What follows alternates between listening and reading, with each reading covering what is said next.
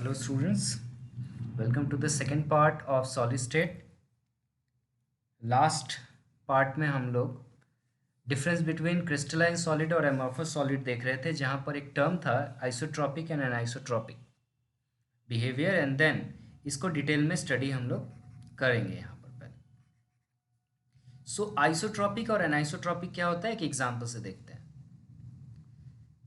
Suppose एक material में ले रहा हूँ which is a crystalline solid.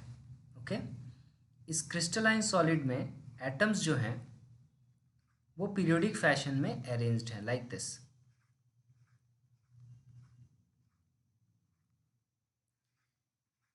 So this is a crystalline solid. एक अनदर सॉलिड है, ये है हमारा एमॉर्फस सॉलिड, जहाँ पर एटम्स जिगजैग और रैंडम फैशन में अरेंज्ड है। ओके, अगर इस पर्टिकुलर सॉलिड में अगर मैं डायरेक्शन वाइज आंसर पूछूं, फॉर एग्जांपल अगर मैं इस डायरेक्शन में इलेक्ट्रिक करंट को मेजर कर रहा हूँ in this direction, suppose this is the direction x, तो अलोंग एक्स एक्सिस अगर मैं इलेक्ट्रिकल कंडक्टिविटी मेजर करूँ तो मुझे एक वैल्यू मिलेगा, और अगर मैं यहाँ पर इलेक्ट्रिक कंडक्टिविटी इस डायरेक्शन में मेजर करूँ, सपोज दिस इज जेड, तो इसका वैल्यू मुझे अलग अलग मिलेगा। तो यहाँ मैं बोल सकता हूँ कि current along X axis is not equal to current along Z axis, because in X axis the spacing between the atom is very large. Atoms के बीच का स्पेसिंग ज़्यादा है, इसका मतलब यहाँ पे कोलिजन नहीं होगा और करंट आराम से फ्लो कर पाएगा, रेजिस्टेंस कम मिलेगा। लेकिन आप जेड डायरेक्शन में देखो, यहाँ पर एटम्स जो है इसके पाथ में चले आ रहे हैं, तो यहाँ पे हमें करंट कम मिलेगा। लेकिन एमॉर्फस सॉलिड के केस में क्या होता है, यहाँ पर आप किसी भी डायरेक्शन में चले जाओ कोई फर्क नहीं पड़ता, क्योंकि एटम्स तो रैंडमली डिस्ट्रीब्यूटेड है। सो इसमें किसी भी डायरेक्शन में चले जाओ, जो करंट होगा वो हमेशा स्मॉल होगा बट इक्वल होगा। स्मॉल क्यों होगा? स्मॉल इसलिए होगा क्योंकि एटम्स रैंडमली डिस्ट्रीब्यूटेड है और यहाँ पे कोलिजन ज़्यादा होगा। तो आई होप क्लियर हुआ होगा कि क्रिस्टलाइन सॉलिड को हम लोग एनाइसोट्रॉपिक क्यों कहते हैं और एमॉर्फस सॉलिड को हम लोग आइसोट्रॉपिक क्यों कहते हैं। ओके, सो आई होप ये एग्जाम्पल काफ़ी है। नेक्स्ट हम लोग कुछ टर्मिनोलॉजी के बारे में डिटेल स्टडी करेंगे जो इस चैप्टर में हम लोग यूज़ करने वाले हैं। First is crystallography. क्रिस्टलोग्राफी क्या है? क्रिस्टलोग्राफी मटेरियल साइंस के उस ब्रांच को कहते हैं जहां पर हम लोग डिफरेंट सॉलिड का जियोमेट्रिकल स्ट्रक्चर का स्टडी करते हैं। Okay, repeat, crystallography is a branch of science or material science, better to say, that deals with the arrangement and bonding of the atoms in the crystalline solid, okay, and with the geometric structure of the crystal lattice. So here we come across some new terms, right? What is crystal lattice? New term. Okay, crystalline solid is a new term. इस सबको हम लोग detail में पढ़ेंगे यहाँ। I hope crystallography clear. Next point आते हैं हम लोग, क्रिस्टल लैटिस किसको कहते हैं, और सिंपली ये वर्ड जो है लैटिस, इसका क्या मतलब है? सो लैटिस क्या है? लैटिस कुछ नहीं है, लैटिस वो पॉइंट्स होता है किसी सॉलिड में, किसी क्रिस्टलाइन सॉलिड में, जहाँ पर हम एटम को या मॉलिक्यूल को बिठा देते हैं तो हमारा सॉलिड बन जाता है।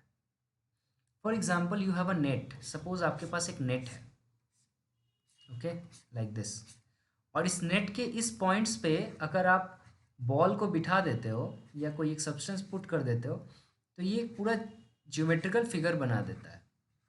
तो ये जो नेट है जिसका जो पॉइंट्स वगैरह यहाँ अवेलेबल है, इस पॉइंट्स वाले नेट को हम लोग कहेंगे lattice. So lattice is an ordered array of points describing the arrangement of particle that form the crystal.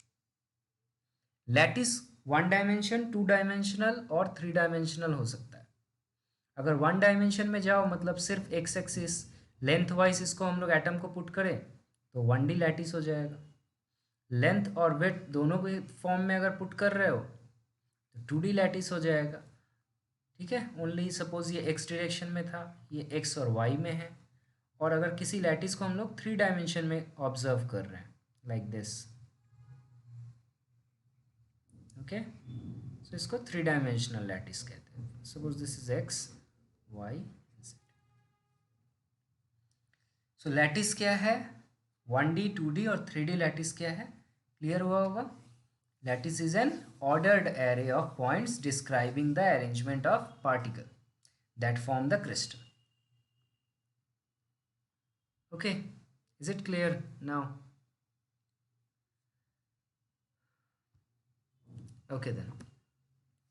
Next definition is what is unit cell. अगर क्लास 9-10 का कॉन्सेप्ट में हम लोग आते हैं और कोई पूछता है आपसे what is the unit of living organism, okay, so everyone say the answer is cell. Cell जो होता है वो लिविंग और नॉन लिविंग, जो हमारा लिविंग जो ऑर्गेनिज्म है उसका हम लोग बेसिक यूनिट बोलते हैं सेल को। क्यों? क्योंकि सेल को अगर आप रिपीट करते हो तो टिश्यू बनता है, बॉन्ड बनता है, डिफरेंट डिफरेंट बोन बन गया, मसल्स बन गया, ये सब क्या होता है, सबको तोड़ तोड़ के सबसे जो स्मॉलेस्ट पार्टिकल है जिसको रिपीट करने से सब कुछ बन रहा है उसको हम लोग सेल कहते हैं। सिमिलरली सॉलिड स्टेट में यूनिट सेल किसको कहेंगे, उस स्मॉलेस्ट जियोमेट्रिकल फिगर को जिसका translational repetition, I repeat, the smallest geometrical figure whose translational repetition throughout the crystal form the entire crystal।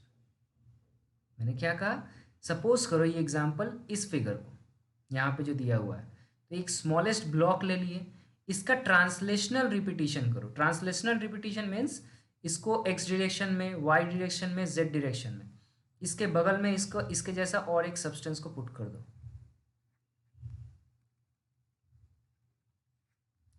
इसके ऊपर एक पुट कर दो,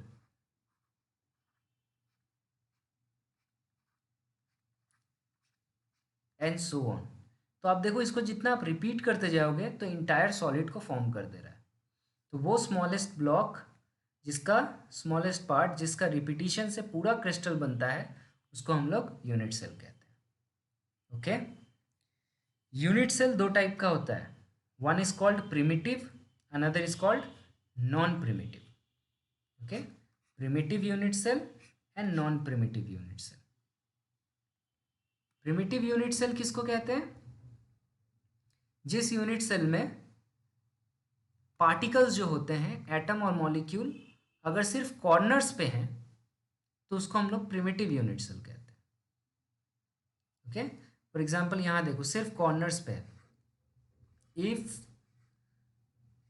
एटम्स और particles are exist only at the corners of an unit cell, then that unit cell is called primitive unit cell.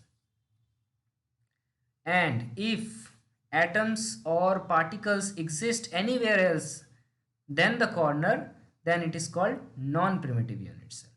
For example, the non-primitive unit cell example is this one. Suppose corners पे तो है ही, उसके साथ साथ body centre पे भी है, पूरे बॉडी के सेंटर पे, so this is non primitive.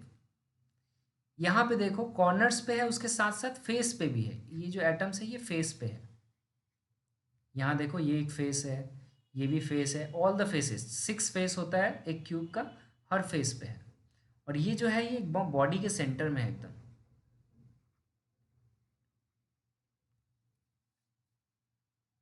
Okay, so primitive and non primitive unit cell क्या होता है, क्लियर हुआ। सिर्फ कॉर्नर पे है तो प्रिमिटिव, कहीं और मिल गया तो नॉन प्रिमिटिव। एक क्वेश्चन पूछा जाता है, very known question, that all primitive cells are unit cells. I repeat, all primitive cells are unit cells, but all unit cells are not primitive. क्या ये बात जस्टिफाई करता है? So that will be your homework. I repeat, all primitive cells are unit cells, but all unit cells may not be primitive. So go ahead and I request you to submit the answer of this question. और ये answer यहीं से पता चल जाएगा, बस इस figure को ध्यान से देखो और आंसर मिल जाएगा।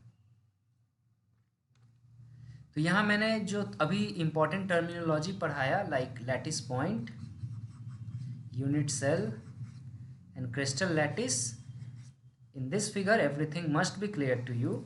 So what is lattice point? Lattice points are those point on which we put the atoms so that the crystal can be formed. यहाँ पे हम लोग एटम्स को पुट करते हैं, उस पॉइंट को लैटिस पॉइंट कहते हैं। पॉइंट फॉर्म करने के बाद जो स्मॉलेस्ट पार्ट आता है, जिसका ट्रांसलेशनल रिपीटिशन करने से पूरा फिगर बन जाता है, लैटिस बन जाता है, क्रिस्टल बन जाता है, उस स्मॉलेस्ट फिगर को हम लोग यूनिट सेल कहते हैं। And entire solid is called crystal lattice. Clear? If not, then please mail me or comment in the comment section. Clear? Go ahead. We have a crystal system. एक पूरा crystal system exist करता है unit cell के ऊपर। तो unit cell हमारे लिए बहुत ज़्यादा इंपॉर्टेंट हो जाता है। ठीक है, एक यूनिट सेल मैं यहाँ पे बनाता हूँ सिंपल सा।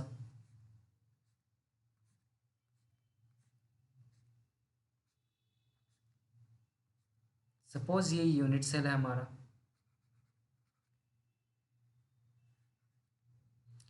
तो इस यूनिट सेल का कुछ प्रॉपर्टी होता है जिसका नाम आपको याद रखना है।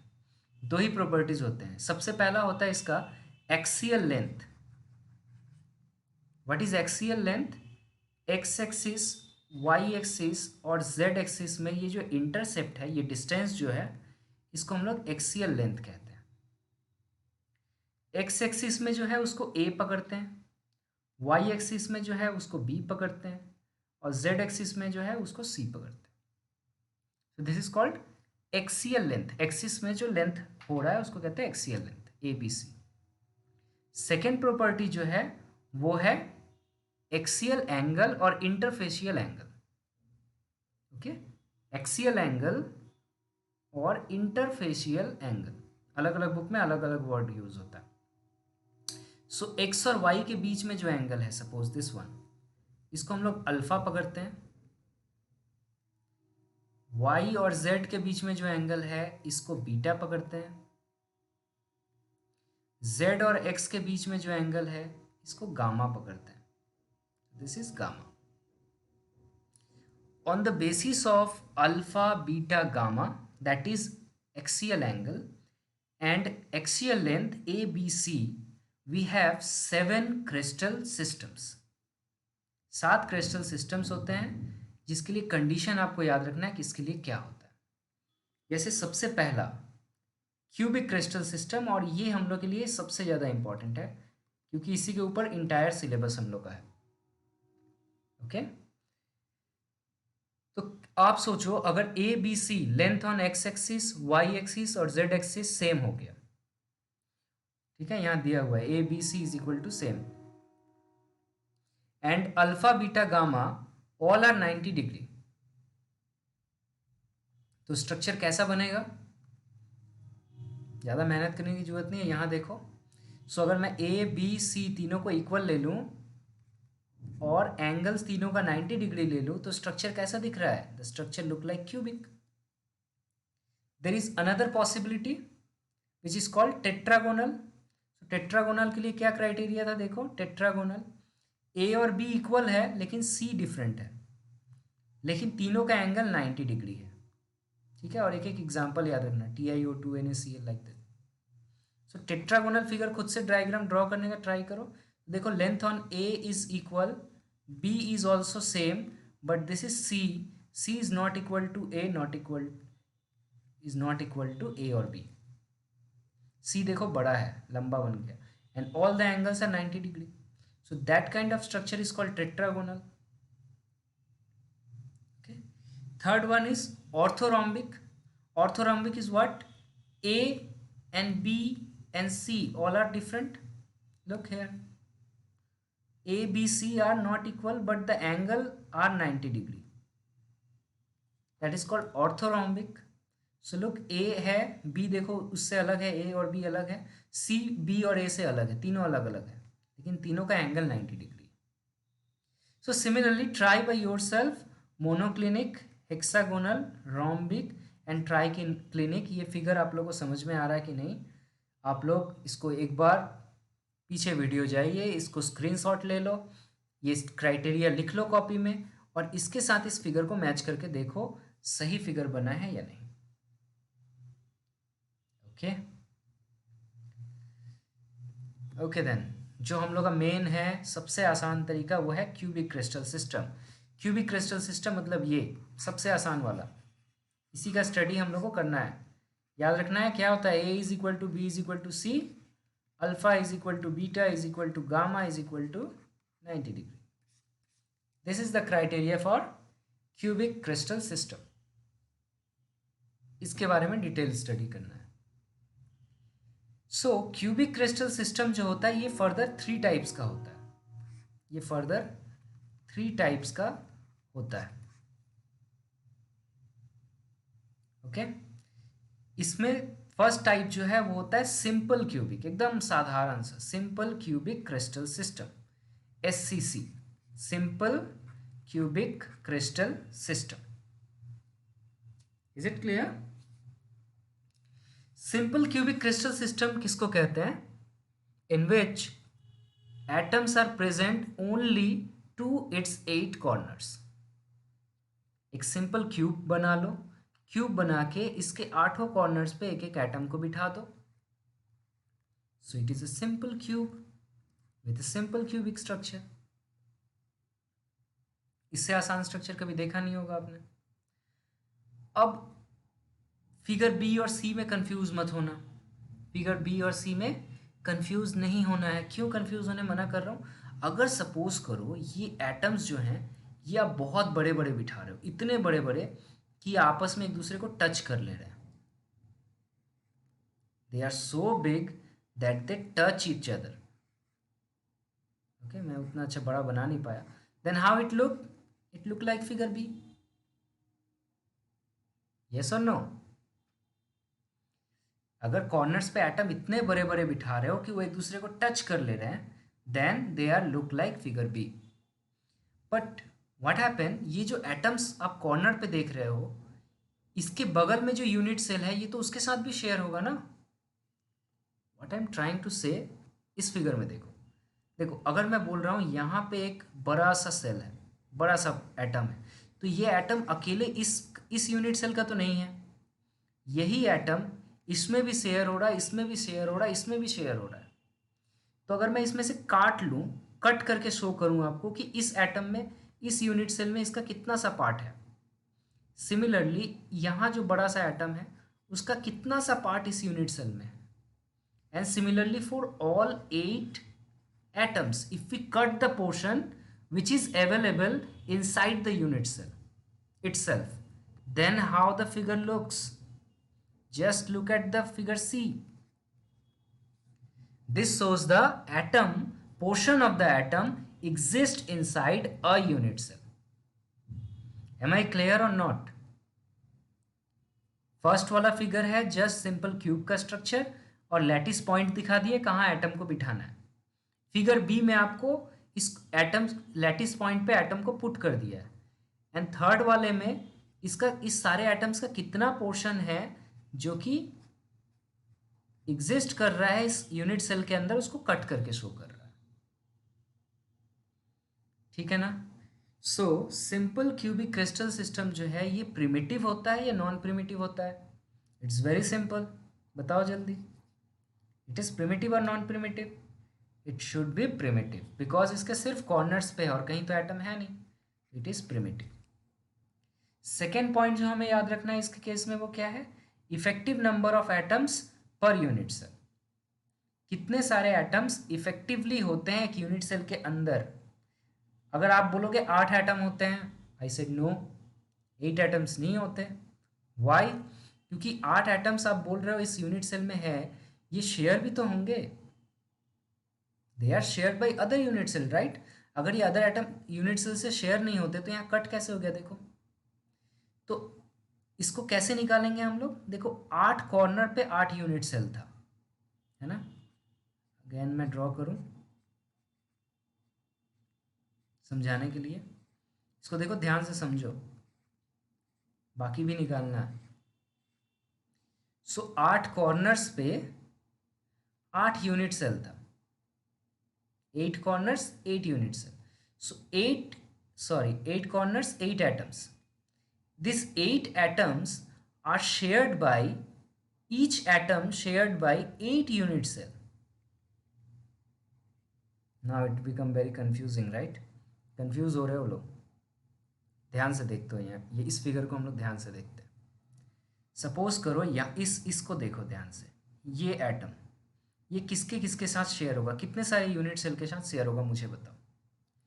यहाँ ध्यान से देखो, फर्स्ट यूनिट सेल इधर वाला, उसके बैक साइड में देखो सेकेंड यूनिट सेल, इसके ऊपर देखो थर्ड यूनिट सेल, इसके लेफ्ट साइड में देखो फोर्थ यूनिट सेल। तो ये 4 यूनिट सेल से शेयर हुआ। सिमिलरली इसके इधर भी तो यूनिट सेल होंगे, ये तो पूरा फिगर ड्रॉ नहीं किया हुआ है, देयर इज इन्फिनाइट नंबर्स।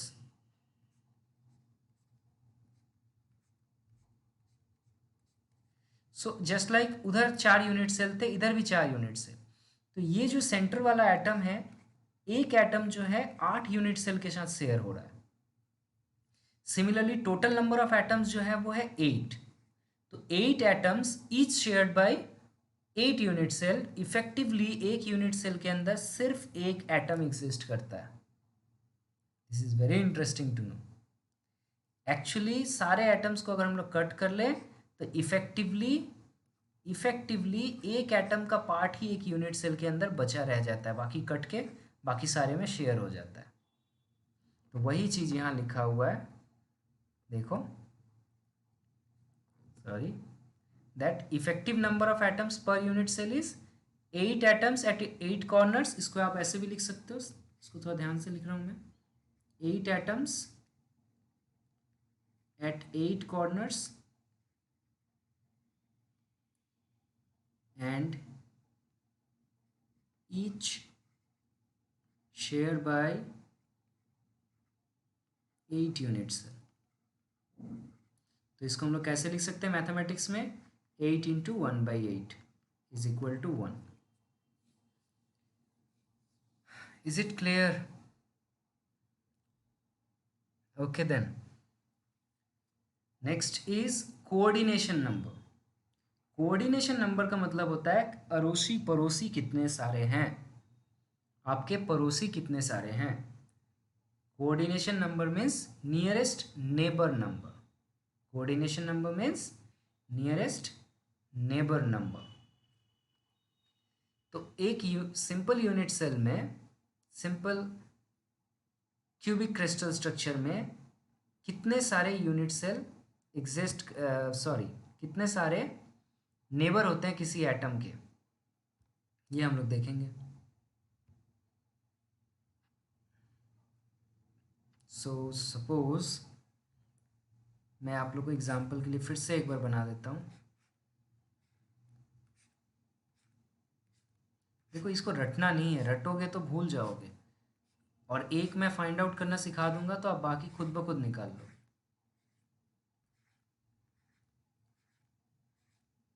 तो सपोज करो कि मुझे ये जो दिख रहा है ना, इस एटम का नियरेस्ट नेबर ढूंढना है। नियरेस्ट नेबर मतलब जो इससे बॉन्डेड हो, जो इसके सबसे करीब हो, नियरेस्ट नेबर। सो तुम बोलोगे ओके मुझे पहला मिल गया, दिस इज द वन, मैं ऐसे मार्क कर रहा हूँ। इसका सेकंड नियरेस्ट नेबर ये है, सो 2। थर्ड नियरेस्ट नेबर ये है, सो दिस इज 3। इसको नहीं काउंट करेंगे, क्यों? डायरेक्टली बॉन्डेड नहीं है, दूर है। इस तीनों के अलावा क्या हो सकता है? अच्छा, इसके इस तरफ भी तो एक यूनिट सेल होगा। मैंने क्या कहा था, there are n number of unit cell right in a crystal lattice. तो इसके इस तरफ जो यूनिट सेल है वहाँ भी एक एटम इसी तरह इससे बॉन्डेड होगा। तो ये मुझे मिल गया 4। सिमिलरली इसके ऊपर एक यूनिट सेल होगा, ये सुनो, इसके ऊपर और एक यूनिट सेल होगा। मैं उसको ऐसे ड्रॉ करता हूँ, चलो डॉटेड लाइन से मैं शो कर रहा हूँ, इसके ऊपर वाला भी एक यूनिट सेल होगा, वहाँ पे एक एटम इससे बॉन्डेड होगा। और कुछ हो सकता है क्या? Think, this is all your imaginations. A very simple structure, cubes. Cube को लेफ्ट में बिठाओ, ऊपर बिठाओ, सामने बिठाओ। yes, there is one more unit cell may exist in front of this one। इसके सामने एक यूनिट सेल रह सकता है ऐसे, और यहाँ पे भी एक एटम हो सकता है जो कि इससे लिंक्ड होगा। So total if you count is 1 2 3 4 5 and 6। तो एक एटम का 6 नियरेस्ट नेबर होता है, इसको कहते हैं coordination number. So simple cubic crystal structure में कोऑर्डिनेशन नंबर जो होता है वो होता है 6। If not this clear, rewind the video and please check it. Coordination number means nearest neighbour distance.